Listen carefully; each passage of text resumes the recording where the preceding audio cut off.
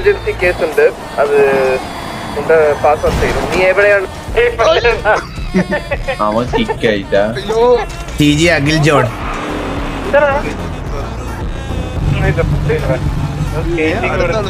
എടാ TG അടിച്ചിട്ടാ എവിടെയാണ്? ചുമ്മാ വീഡിയോ കിക്കാതാണോ? അവിടെ നിന്ന് വരുമ്പോഴേ ഇതേപോലെ രണ്ടെണ്ണത്തിനാക്കി പെർഫെക്റ്റ് ആയിട്ട് ക്ലിയർ ആയിട്ട് കേൾക്കുന്നുണ്ട് ബ്രോ. കിടില നേരത്തെ ഗ്യാങ്സിനോട് മെറ്റടിച്ച് വന്നേരടാ.